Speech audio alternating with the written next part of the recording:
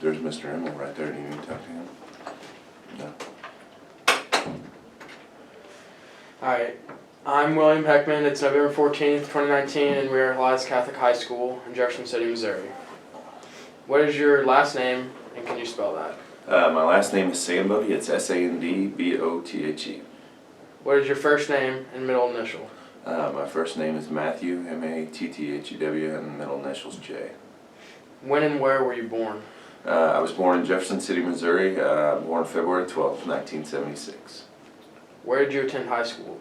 I attended high school at Elias Catholic.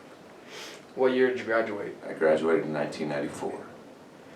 When you were in high school, did you ever think that you were going to join the military? Absolutely, it was one of my first thoughts when I left high school. I knew that I was joining the military. What year did you enlist into the military? I actually enlisted while I was a senior in high school here at Elias, and so it was in February of '94. Was there anyone who had an influence on why you enlisted? I had a huge influencing community that was for me. My mom and my dad were both in the military. My sister was in the military. My brother was in the military. And some of them continue to serve. And then I come from a long history of my family being in the military. What are the name of your parents? Eugene and Judy Sandbothe. Do you have any siblings that serve for the military? I do. I have a sister that is a retired command sergeant, or a retired sergeant major out of the Army National Guard, and she served for over, I think, 24 years. My brother is currently serving in the military. He is a Chinook CH-47 pilot out of Savannah, Georgia, in the Georgia Army National Guard. About what age were you when you started considering going into the military? I knew that I wanted to do something in the military. Here's a funny joke: is my dad always thought that he thought I could be a flying priest.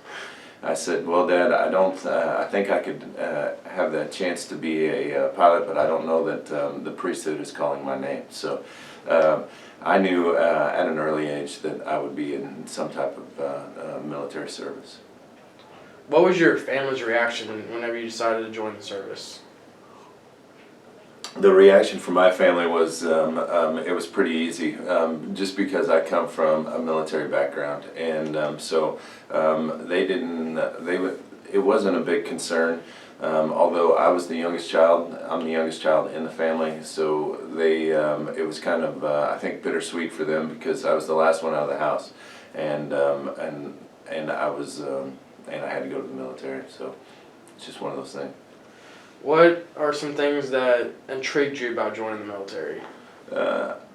Here's what I wanted to do. I wanted the opportunity to be able to get out of Jeff City, get out of Wardsville, because I grew up in Wardsville, and I wanted to see the world and have the opportunity to see things way past what was going on in Jeff City at the time. Was the U.S. at war and crisis when you joined? I just looked this up because I couldn't remember. They were in crisis, so we were supporting the Bosnian-Herzegovina war, and during that time. So I joined in '94, and that was going on. That was the current conflict at the time. Did that have any impact on why you wanted to join? Had absolutely zero impact, because it didn't matter what was going on or how it was going. I had the ability. I knew where I was going, so I had a pretty direct path career going into it. Was it tough when you were leaving your loved ones when you left home? So I'll tell you a quick story is when I remember the day that I left to join the military.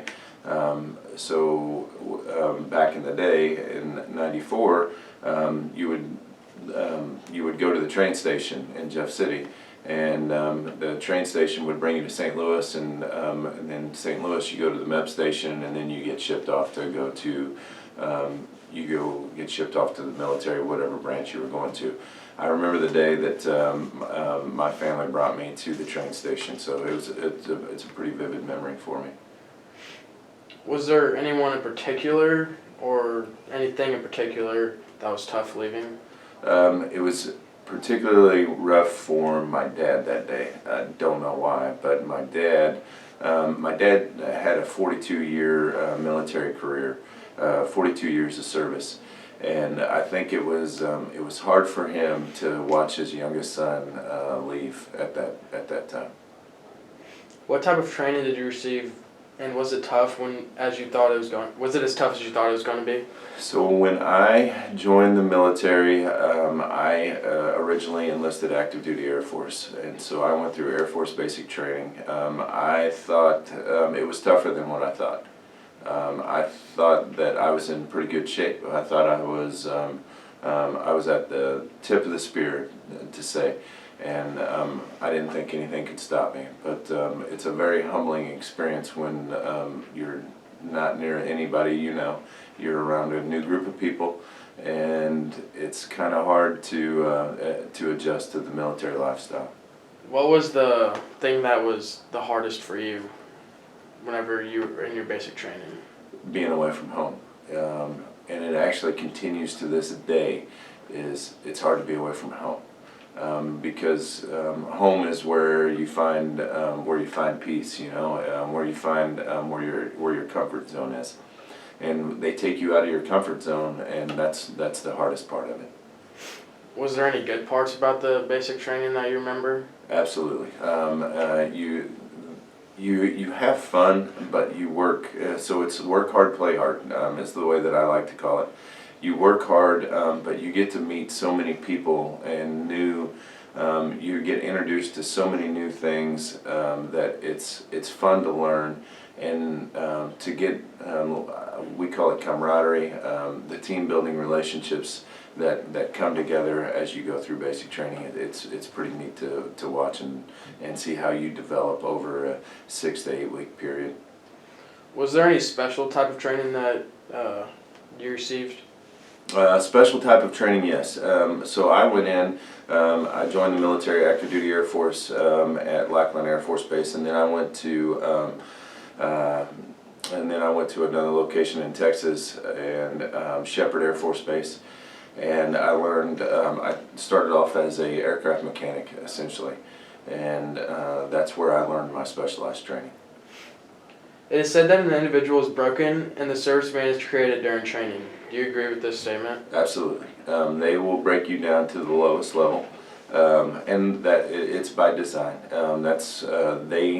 They want you to know that an individual can't win, can't do everything. It has to be on a team effort. It has to be part of a bigger picture, and I think that's what the military's main focus is for somebody to get the opportunity to have that big picture.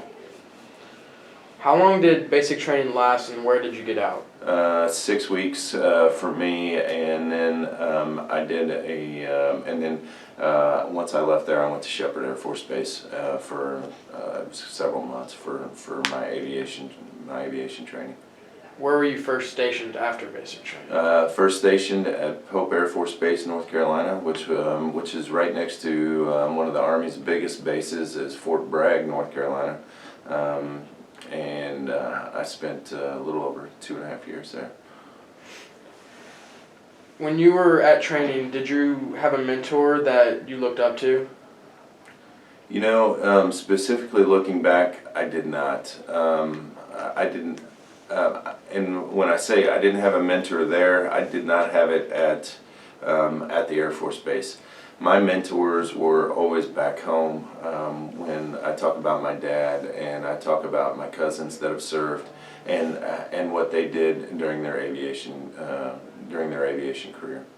What was something special that you remembered whenever you were in your training and in service that just kept you going? So my parents always taught us work hard and it will pay off in the long run. To make sure that you understand how things are, to make sure you work hard. If you work hard and you study hard and you do what they ask, you're going to succeed. What are some skills that you remember learning in training that really stood out to you and helped you whenever you were deployed? That helped me so the Air Force is very thorough, and they're very, they really preach attention to detail. So when you do anything and everything, it's attention to detail. The smallest mistake can cost lives. And I think that was the biggest thing that they taught me was, hey, attention to detail, attention to detail. I mean, they couldn't emphasize it enough. When training was over, were you able to go home before you were deployed again? Training wise, yes, I had the ability to go home, and then go to my first location. So yeah, we got to go home. It was for a brief time. What were some things that you did whenever you went back home? The first thing was to spend a lot of time with family, and then you always try and circle back and see your friends that are still back here, and if you get the opportunity to go visit a college and go see your buddies and hang out, and of course, you know, you try and make your time at home as special as possible, because you know that you don't have the opportunity to have that, I guess, the whole time. So when you were officially deployed, what was your job and where were you stationed? So here's the long story short on my deployments. I've been deployed 4 times. I started my deployment, and I don't want to jump into your questions any further, but so I deployed in 2003 at the beginning of the war, when we first invaded Iraq. And then I came home for a brief period of time, and then I went right back to our deployed location. Then I was also deployed to Afghanistan, and then my most recent one was to Kuwait, where we flew over the Middle East. When you were officially, or from your time in the service, could you recall 4 or 5 things you remember and can picture vividly? There's a lot of things I can remember. I've had a 26-year military career so far, and to specifically, I remember my first base that I've ever been to. I can remember exactly what dorm room I was in. I can remember my first location of when I had to drive up to meet people. I remember so many things throughout a deployment, because it's a lasting effect on you. I remember the first time that I ever arrived in the Middle East, and how hot it was. I remember being so cold in the Middle East that I never thought I would be cold in a desert environment. I remember going through pilot training. Pilot training was probably one of my funnest times that I've had in the military. There's a lot of stuff I remember. What made your pilot training so much fun? So just the hard work, and then so it's work hard, play hard at flight school. Typically, aviators are Type A personalities, and there's not too many Type B. So it's the competition that is between people going through Army aviation, and who's the better one. And so it was like a big competition, and but all at the same time, you've got a big bunch of buddies that are you're almost in a college atmosphere competing for a #1 spot. Even though it's a little bit different for guard guys, you're competing for an aircraft. So if you want your choice of aircraft, you have to be at the top of your class. So if you want to, I knew what aircraft I was flying, but I also wanted to join in and be able to say that I had the opportunity to pick whatever I wanted. So it's the competition. It was fun. Do you remember, or are you still friends with some of those buddies that you battled against to get the aircraft? Absolutely. Actually, I will go and see one next week because I'll go back down to Fort Rucker. I stay in contact with a lot of my flight school buddies. My brother actually flies with some of them, and the aviation community itself is pretty small. So what's fun is so when you're deployed or when you go to locations, you get to see these guys, and it's good to reminisce about old times. How long have you been serving in the military? Briefly said it, 26 years in the military so far. What made you stay so long into the military? The military's been extremely good to me and my family. So my dad did a 42-year career. I've had the ability to progress from the lowest rank to I'm one rank away from being at my highest rank. So I've had the ability to succeed throughout my career, and so I think that's the driving factor of being able to have the opportunity to grow, and it's just like growing inside of a company. Did you have a friend, like when you joined the military, you guys joined together? I did not. I knew that I was going to do this with or without buddies. Now there's been people that I've known that were in my class at Helias that joined the military and then ultimately have done other things. But myself, I did not. Do you have any stories that you'd like to share about a friend in the military that you guys had some fun together? I can always relate back to my flight school, and my most recent deployment, I got to join my buddy that I keep in touch with back in Alabama. Him and his family. So we were the older guys that went through and during flight school. So we were 31 when we were going through flight school. So we were considered like the older guys. And we've always stayed in touch. We do some family vacations together, and we're both on the same career path. So it's pretty nice being able to just go back and see him all the time. It's pretty handy. What sticks out in your mind when you think of the most important thing you did or achieved while serving? So my dedication to the service. You don't get in this type of career field without, and have this long of a career without dedication. And the sacrifices that you give and that your family gives to the military.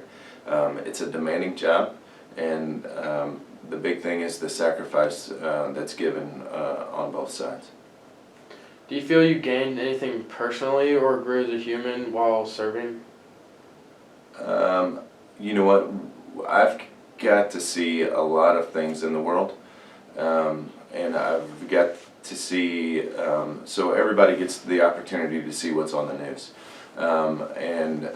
What's fun is to be able to watch the news and know that you were at that location before the news was there. And in 2003, I remember George W. Bush coming in and saying, "Hey, we're going to war," and I believe it was in March of 2003. I was already there in February before the war started, and we already knew what was going on. We knew what actions were going on inside the battlefield, which was pretty cool. So to be able to beat the news is pretty cool. Do you ever meet up with fellow veterans that you became friends with while serving that are no longer serving? Absolutely. The Veterans Network is big and getting bigger.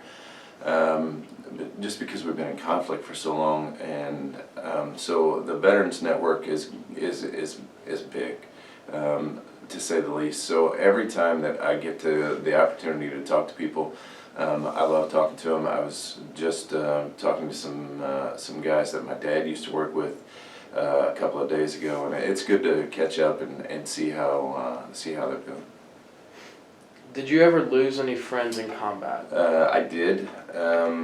Brief, I'll give you the quick background of it. When I was reading your questions, I was trying to figure out how I'm going to approach this, but the hardest thing that I've ever had to do was put people on the back of a C-17 to go home because they were in caskets. 9 January of 2013, 2014, I'm sorry, we lost an aircraft in Afghanistan, and I lost 3 people. How did you cope with these? So you deal with it. That's the hardest thing. You live with their memory. You live with everything that they sacrificed, and you think about their family. That's the most. That's the hardest part. Brief scenario is I gave them the airplane that night, and they didn't get to come home. So you know you have to think about how you cope with it. As you can see, I still live with it. I wear a bracelet every day, and I think about it. Since you're still active duty, what are some things you do today? So I manage flight facilities. I manage all the flight facilities inside of the state of Missouri. Is what I do now. I'm a King Air pilot, so I get to fly part time, and then I get to I have an office job as well. So it's a twofold thing. So I wish I was a full-time pilot, but sometimes you don't get everything you want.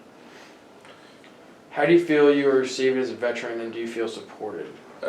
So since everything is going on in the wartime, with the Veterans Network, I've said before, it's huge. It's getting bigger, and the support that the United States and it has shown is great. The community support is great. The Veterans Day ceremonies, everything is getting a lot better than what it used to be, and I think that people understand that you know, as we go through ongoing conflicts, the community outreach is awesome. You said what it used to be. What are some things that it made that wasn't so great about it? About being a veteran, the hard thing about being a veteran is one, dealing with the loss of friends. That's something that I'll live with for the rest of my life. It's the sacrifice that your family has to do. That sacrifice is harder on the families than what most people realize, and I don't think that. So a lot of people will recognize the veterans for what they do, but it's the stuff back home that the kids have to work with. You know, I have a son that's in here at Elias. I have one that is soon coming to Elias, and my wife has dealt with every deployment over my career. So they don't have a dad around. So when dad's not around, who picks up the slack? So mom has to pick it up. So I think that's the hard part, that a lot of people don't realize, that the families are the ones that make it hard. How do you feel your kids have dealt with that? Do you think they've dealt good with it? First deployment was easier because my daughter Maddie Grace was not around, and Tyler was probably Tyler was not born on my first deployment. My second deployment, Tyler was young. Maddie Grace was young as well, and so not a big lasting effect on Maddie Grace as it was Tyler. The last deployment, you can see it in their faces that, especially when you arrive home, that they don't want to see you do it again. Because as they get older, they realize that the time away from home is hard on them. So, did you get to talk to them whenever you were gone? I'm glad you asked that question, because at the beginning of the war, it was a 7-minute conversation and followed by a beep, and if you weren't done by the beep, you could not talk. The phone line would cut off, and it was a landline. There was no cell phones. We had limited cell phone usage. As deployments went on, iPhones became available and FaceTime became available, which has been a lifesaver. So I had the opportunity to pretty well talk to my kids just like normal, like I was down the street on my last deployment, and that has made a huge difference. Are there a couple stories that you can remember of your time in training or in service that you would like to share? No, specifically, nothing crazy. I'll circle back to the hardest question you asked me is because you try and get all your stuff lined out, but when you lose people in a conflict, it is not easy for people to adjust, and and you want to make sure that the families know that they're loved and that their sacrifice that people gave is not forgotten. I made that a point to always have their memory with us. I fly with a patch every time I fly. That reminds me of them and the accident. So it's just a stark reminder of, there's a lot of people that sacrificed a lot of blood over the 16 years of conflict from 2003 to 19 right now. So there's a lot of families that hurt because of that. And I don't want them to live in malice for what they have lost. Their family has done a great service to the country. What are some life lessons that you have learned in the military and don't learn in an everyday life job? Attention to detail. There's so many times that people will go in and you can punch a clock all day long and do a regular job and do just the normal. I'm going to go in and I'm going to do my job. The military teaches you to do your job at the best. Do your job the best, and if you don't do your job, then it affects other people. So we tend to say that we talk about an aircraft mechanic. When I first joined the military, if you miss something, it could ultimately affect whether that plane flies or not. It can be the smallest of things that can affect people. So attention to detail, doing your job at the best. That's what's the most important thing. How are some of these hard experiences that you've learned still affecting you today? I talked about the loss of individuals or loss of soldiers in a conflict. That's the one thing you live with. Time away from home, you can't make up time, and you can't rewind time to spend time with your kids. So you try and make whatever time is available very important, and anything that it's the sacrifice for the families, and you try and make that right, and you try and do your best for your family in order to it's sometimes at the expense of your career that you try and just make sure that everybody's taken care of back home. You talked about the people that you've lost. Mm-hmm. Have you talked to their families not about it or about... Well, it's funny you say that, because I was just thinking about it this morning that, part of my end of my military career, I do want to go back and see the families. They just had they had a little story on Fox News about one of the soldiers that was lost, and he was from Hawaii, and so his baby was born. His wife was pregnant at the time, so he never got to see his son because he never got to come home.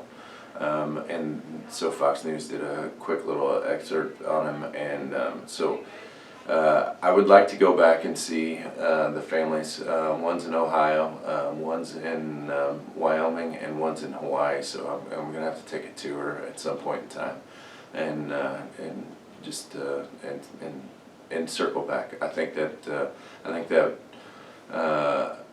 that is part of my goals is to go back and talk to those families. What is a message you would like to say to future generations of people who enlist into the military? I hear. What's the best way? The military is a great career. A lot of people don't understand the importance of what goes on in the world and the lasting effect that the military has on what happens in the world. The United States military is on every continent right now in the world, and they are doing some type of work somewhere. So I think that the big thing is that you've got to understand that the service in the country is very important, and I think every young kid should be in the military. I think they should do a year, maybe 2 years. I don't know what the magic number is, but I think that they should have the opportunity, and that they should see how our nation's defended, and I think it's an important part, just so everybody understands what goes on in the country. Do you think if kids did go in for a year, would it teach them a great lesson about life? So I think it teaches kids to be, I think it teaches them that the understanding and the importance of what the military does in the world, and I think that it will make them a better person. I really do. It teaches them the basic necessities of life: how to eat, sleep, breathe, how to do things on their own, how to become your own individual as well. What do you wish more people would know about veterans? Their sacrifice. And I think that people understand what their sacrifice. So when you do a Veterans Day ceremony every year, we all go through the process, and everybody says thank a veteran and all that other good stuff. But I don't think people understand the importance of everything that is done. And here's a small statistic for you: is 1% of the military, or 1% of the U.S. population, is able to serve in the U.S. military, whether it's a medical qualification, whether it's a aptitude, so there's only 1% of the population that will actually ever serve in the U.S. military, which I think it's kind of crazy. I can't believe that, but that's I think people need to understand that it's such a small pool of people that you see them every day, but it's a small pool of people that actually serve.